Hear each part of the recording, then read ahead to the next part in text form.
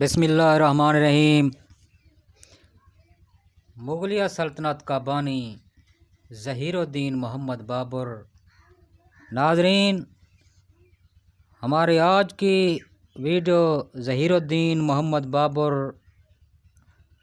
کے بارے میں بیان کی جا رہی ہے۔ دوستو، برصغیر پاک و ہند میں مسلم حکمرانی کا سلسلہ 633 میں مکران سے شروع ہوتا ہے۔ 712 میں محمد بن قاسم سندھ اور ملتان میں آئے۔ پھر مختلف ادوار میں سلطان محمود غزنوی، سلطان شہاب الدین غوری، سلطان قطب الدین ایبک اور اس کے بعد علاء الدین خلجی اور محمد بن تغلق نے اپنے اپنے دور حکومت میں مسلم اقتدار کو مستحکم کیا۔ یہ سلسلہ مختلف خاندانوں کے حکومتوں کی صورت میں جاری رہا۔ 1526 عیسوی میں ظہیر الدین محمد بابر نے پانی پت کی پہلی جنگ میں سلطان ابراہیم لودھی کو شکست دے کر مغلیہ حکومت کی بنیاد رکھی۔ دوستو، بابر 1483 میں فرغانہ میں پیدا ہوا۔ بابر کے والد کا نام عمر شیخ مرزا تھا، جو فرغانہ کا حاکم تھا۔ عمر شیخ مرزا ایک چغتائی ترک تھا اور امیر تیمور کے خاندان سے تھا۔ بابر کی والدہ قتلغ نگار خانم کاشغر کے حاکم یونس خان کی بیٹی تھی۔ اس کا سلسلہ نسب مشہور منگول سردار چنگیز خان سے ملتا ہے۔ دوستو، اس طرح بابر کی رگوں میں وسط ایشیا کے دو مشہور حکمرانوں کا خون تھا۔ اسے وراثت میں منگولوں کی طاقت اور ترکوں کی ہمت و جرأت ملی تھی۔ بابر ترکی زبان کا لفظ ہے جس کے معنی شیر کے ہیں۔ دوستو، بابر کے والد نے اپنے بیٹے کی تعلیم و تربیت کی خاص توجہ دی۔ اس نے بابر کو فارسی، عربی اور ترکی زبانوں کے علم و ادب کے علاوہ فن شعر گوئی بھی سکھایا۔ شخصی تربیت میں اس پر اس کی نانی اور والدہ کا بہت اثر تھا۔ بابر نے اپنی خود نوشت تذکرہ بابری میں کہا ہے کہ جرأت اور مشکل وقت میں خود اعتمادی کو برقرار رکھنے کا سلیقہ اس نے انہی خواتین سے سیکھا۔ بابر نے خوبصورت پہاڑی علاقے میں پرورش پائی، اس لیے اسے فطرت اور قدرتی حسن سے لگاؤ تھا۔ بابر نے کم عمری میں ہی شمشیر زنی، تیر اندازی اور شاہ سواری جیسے مروجہ فنون حرب میں خوب مہارت حاصل کر لی تھی۔ دوستو، بابر پر اثر ادیب اور دل نشیں شاعر تھا۔ ترکی اور فارسی دونوں زبانوں میں اسے عبور حاصل تھا۔ اس کا شمار ترکی زبان و ادب میں چغتائی لہجے کے اہم انشاء پردازوں میں ہوتا ہے۔ دوستو، اس کی خود نوشت تذکرہ بابری اپنے انداز میں بیان اور دلچسپ مواد کے باعث اعلیٰ درجے کے ادب میں شمار کی جاتی ہے۔ تذکرہ بابری کا دنیا کی کئی زبانوں میں ترجمہ بھی کیا جا چکا ہے۔ بابر کی اس کتاب سے اس دور کے سیاسی حالات سے لے کر عام لوگوں کی زندگی کے بہت سے گوشوں کے بارے میں معلومات ملتی ہیں۔ بابر برصغیر پاک و ہند کے بارے میں بالخصوص بہت حیرت انگیز معلومات لکھتا ہے۔ دوستو، 1494 میں بابر ابھی 11 برس کا تھا کہ اس کے والد کا انتقال ہو گیا۔ کم عمری میں ہی اسے ریاست کی حکمرانی کا کام سنبھالنا پڑا۔ یہاں سے بابر کی عملی زندگی کا آغاز ہوتا ہے۔ بابر کی تمام عملی زندگی کو دو حصوں میں تقسیم کیا جا سکتا ہے۔ پہلے دور میں وہ وسط ایشیا میں اپنی سیاسی حیثیت منوانے کے لیے کوششیں کرتا رہا، مگر اس میں ناکامی کے بعد اس نے دوسرے دور کا آغاز ہندوستان میں اپنی حکومت کے قیام سے کیا۔ بابر کے زمانہ میں وسط ایشیا میں دو اہم سیاسی حریف تھے، ان میں سے ایک شاہ ایران اور دوسرا شیبانی خان۔ چنگیز خان کی 10ویں پشت میں شیبانی خان آتا ہے۔ اس نے وسط ایشیا میں ایک عظیم سلطنت قائم کی۔ یہ سلطنت 1500 عیسوی سے لے کر 1598 تک قائم رہی۔ بابر جب تک وسط ایشیا میں رہا، اس کی شیبانی خان سے سخت لڑائیاں جاری رہیں۔ سمرقند امیر تیمور کا پایا تخت رہا تھا۔ یہ دنیا کے خوبصورت شہروں میں شمار کیا جاتا ہے۔ یہ شہر اس زمانے میں بہت بڑا تجارتی مرکز تھا، جہاں پر کئی ممالک سے سامان تجارت لایا جاتا تھا۔ امیر تیمور سے نسبت اور خوبصورتی کے باعث بابر سمرقند پر اپنا قبضہ جمانا چاہتا تھا۔ اس کے علاوہ اس تاریخی شہر پر قبضے سے اس کو معاشی اور سیاسی فائدے بھی حاصل ہو سکتے تھے، لہٰذا بابر نے فرغانہ پر اپنے اقتدار کو مضبوط بنا کر 1496 میں سمرقند پر حملہ کیا، مگر ناکام رہا۔ 1 سال بعد اس نے پھر کوشش کی، جس میں وہ کامیاب ہوا۔ سمرقند میں رہتے ہوئے اسے قریباً 3 ماہ ہی گزرے تھے کہ اسے اطلاع ملی کہ فرغانہ پر اس کے چچا زاد بھائی نے قبضہ کر لیا ہے۔ بابر نے فوراً سمرقند چھوڑ کر فرغانہ کا رخ کیا۔ ابھی وہ راستے میں ہی تھا کہ اس کے چچا زاد بھائی نے سمرقند پر بھی قبضہ کر لیا۔ اس طرح بابر نے فرغانہ کے لیے سمرقند چھوڑ دیا، مگر ایک کو پانے کی بجائے دوسرے کو بھی کھو دیا۔ وہ بھی ہمت ہارنے والا نہ تھا۔ اس نے سمرقند اور فرغانہ کو حاصل کرنے کی پھر کوشش کی، مگر ناکام رہا۔ آخر 1498 میں وہ ان علاقوں میں سے فرغانہ کو پھر فتح کرنے میں کامیاب ہو گیا۔ اس زمانے میں شیبانی خان نے سمرقند کو اپنی سلطنت میں شامل کر لیا۔ 1500 عیسوی میں بابر نے سمرقند کو فتح کر لیا، مگر 8 ماہ بعد شیبانی خان نے یہ علاقہ پھر اس سے چھین لیا۔ اسی دوران میں فرغانہ سے بابر کی غیر حاضری سے فائدہ اٹھا کر اس کے چچا زاد بھائی نے پھر فرغانہ پر قبضہ کر لیا۔ ان حالات و واقعات کی روشنی میں بابر اور اس کے ساتھیوں نے فیصلہ کیا کہ وہ کابل اور قندھار پر اپنی حکومت قائم کریں۔ اس لیے بابر نے 1504 میں کابل فتح کیا اور 1511 میں شاہ ایران کی مدد سے قندھار فتح کیا۔ اس طرح بابر نے کابل اور قندھار پر اپنی حکومت کو مستحکم کیا اور پھر برصغیر پاک و ہند کی طرف بڑھا۔ کابل میں قیام کے دوران میں بابر نے برصغیر پاک و ہند میں ابتدائی طور پر بابر نے برصغیر پاک و ہند پر یہاں کے جغرافیائی اور سیاسی حالات سے آگاہی کے لیے 1516 سے 1524 تک چند چھوٹے حملے کیے۔ اس دور میں برصغیر پاک و ہند کے شمالی علاقوں پر ابراہیم لودھی کی حکومت تھی۔ ابراہیم لودھی اپنے ذاتی رویوں اور سیاسی خواہشات کے باعث اپنے لیے مشکلات پیدا کر رہا تھا۔ اس کے امراء اور افسران اس کی سخت مزاجی سے ناراض تھے، بلکہ پنجاب کے گورنر دولت خان لودھی نے تو ابراہیم لودھی سے تنگ آ کر بابر کو حملہ کرنے کی دعوت دے دی اور اسے اپنی مدد کا یقین بھی دلایا۔ بابر نے دولت خان لودھی کی دعوت کو قبول کرتے ہوئے لاہور پر حملہ کیا۔ ابراہیم لودھی کی فوج کو شکست دے کر بابر نے 1524 میں لاہور پر قبضہ کر لیا۔ دولت خان لودھی کا خیال تھا کہ بابر اسے لاہور کی حکومت دے کر واپس چلا جائے گا، مگر بابر نے لاہور میں اپنا ایک نگران مقرر کر دیا۔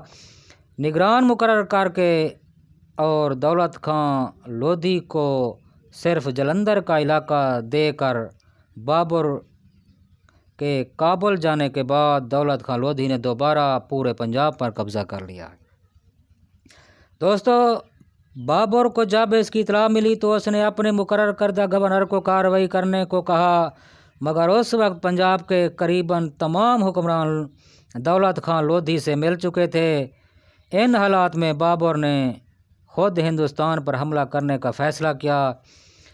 بابر کی شخصی خوبیوں کی شہرت جب ابراہیم لودھی کے امراء تک پہنچی تو انہوں نے اسے ایک بہتر متبادل سمجھتے ہوئے اپنی وفاداریاں بدل لیں۔ ان میں سے اکثر نے بابر کو ہندوستان پر حملہ کرنے کی پیشکش کر دی۔ دوستو 1526 میں پانی پت کی جنگ ہوئی۔ بابر کابل سے ہندوستان کے علاقوں کی طرف روانہ ہوا اور بغیر کسی مزاحمت کے سیال کوٹ پہنچ گیا۔ دولت خان لودھی کا بابر کے مقابلے میں ٹھہرنا مشکل تھا، لہٰذا اس نے فوراً اطاعت قبول کر لی۔ پنجاب کے مغربی علاقوں کو فتح کرنے کے بعد بابر دہلی کی جانب بڑھا۔ اسی دوران ابراہیم لودھی ایک بڑے لشکر کے ساتھ پانی پت کے میدان میں پہنچ گیا۔ یہ لڑائی اپریل 1526 میں لڑی گئی، جس میں بابر کو فتح ہوئی۔ دہلی کو فتح کرنے کے بعد بابر ایک فاتح کی حیثیت سے آگرہ میں داخل ہوا۔ دوستو ظہیر الدین محمد بابر فوج کی تعداد کے لحاظ سے کم مگر ہر لحاظ سے ایک منظم فوج رکھتا تھا۔ بابر اپنی فوج میں نظم و ضبط کو خصوصی اہمیت دیتا تھا۔ اگر کسی سے کوتاہی ہوتی تو اسے مثالی سزا دیتا تھا کہ دوسرے بھی ایسے عبرت پکڑیں۔ بابر کی فوج کے مقابلے میں ابراہیم لودھی اور رانا سانگا کی افواج کی تعداد بہت زیادہ تھی، مگر ان دونوں میں نظم و ضبط نہ تھا۔ بابر نے اس بد نظمی پر تبصرہ کرتے ہوئے کہا ہے کہ ہندوستانی فوج مرنا تو جانتی ہے، لڑنا نہیں۔ دوستو بابر پہلا شخص تھا جس نے برصغیر پاک و ہند میں توپ سے بارود پھینکنے کی ٹیکنالوجی استعمال کی۔ اس کی فوج میں اس کام کے لیے ایک مخصوص دستہ تھا جس کی قیادت ایک ماہر توپچی کرتا تھا۔ بابر کی فوج میں توپ خانے کا ہونا اسے اپنے حریفوں پر فوجی برتری دلانے کے لیے کافی تھا۔ دوسرے جنگی ہتھیار تیر اور تلوار وغیرہ کا استعمال توپ کے مقابلے میں کم مؤثر تھا۔ توپ خانے سے اپنے حریف کو زیادہ سے زیادہ نقصان پہنچا سکتا تھا۔ سب سے بڑھ کر یہ کہ ابراہیم لودھی کے ہاتھیوں نے جنگ میں توپ خانے سے ہراساں ہو کر جب بھاگنا شروع کیا تو اپنی فوج کو ہی کچلنے لگے۔ اس سے ابراہیم لودھی کی فوج کی مرکزی قوت ٹوٹ گئی۔ دوستو ظہیر الدین محمد بابر ہر جنگ سے پہلے جنگی حکمت عملی اپناتا تھا۔ وہ جنگ سے پہلے ارد گرد کا ماحول، اپنی طاقت، دشمن کی طاقت اور اپنے سپاہیوں کی کارکردگی کو مد نظر رکھتا تھا۔ مثال کے طور پر پانی پت کی جنگ میں اس کا مقابلہ ایک بہت بڑے لشکر سے تھا۔ اس نے اپنی فوجی کمی کو پورا کرنے کے لیے چھکڑوں کی قطاروں کا استعمال کیا، جس کا مقصد دشمن کو پیش قدمی سے روکنا تھا۔ اسی طرح بابر خندق کھود کر یا رکاوٹیں کھڑی کر کے اپنی فوج کو چاروں طرف سے محفوظ کر لیتا تھا۔ میدان جنگ میں لڑائی کے وقت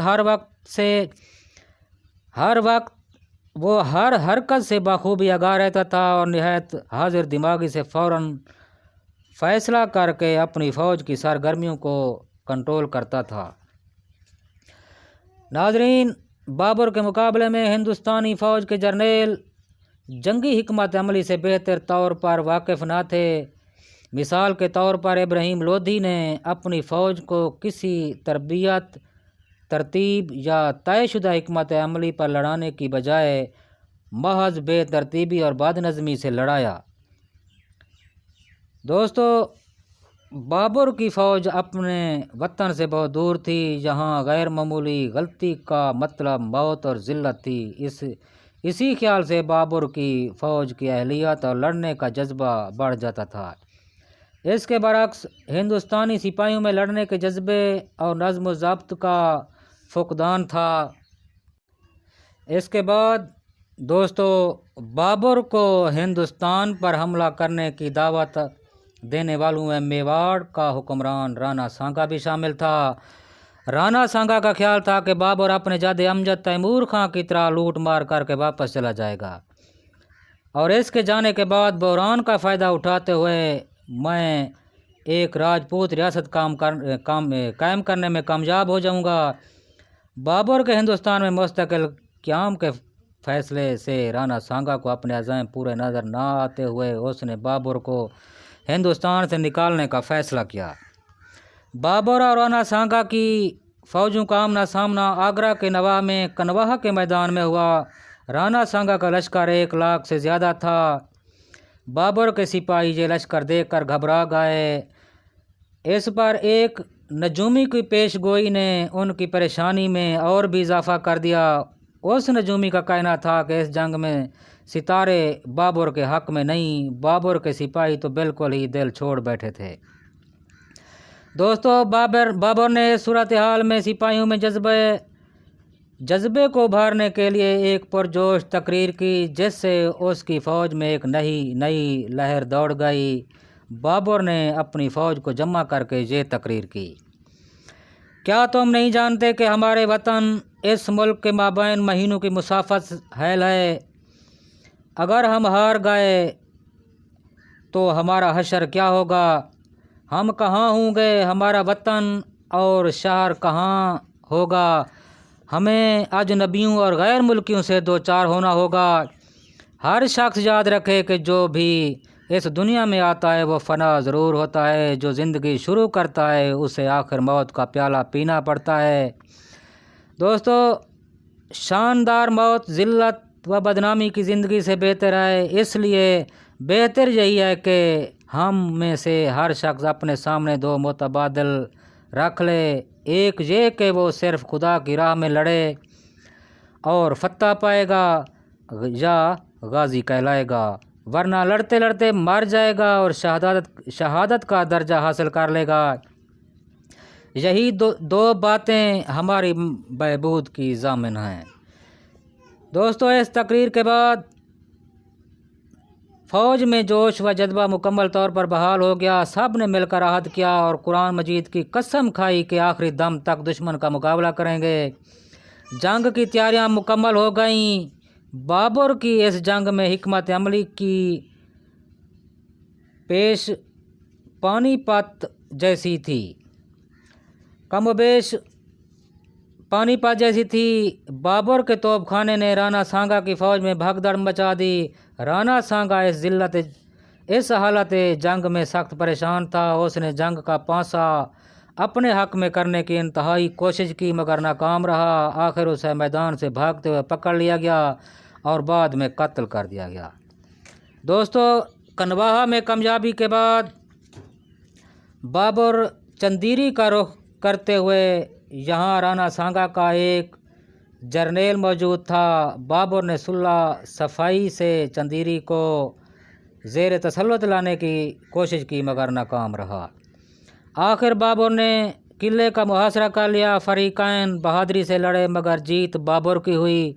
پانی پت اور جنگ گھاگرا میں شکست کے بعد افغانوں نے بہار اور بنگال میں بھی اپنی سیاسی اور فوجی سرگرمیاں تیز کر دیں۔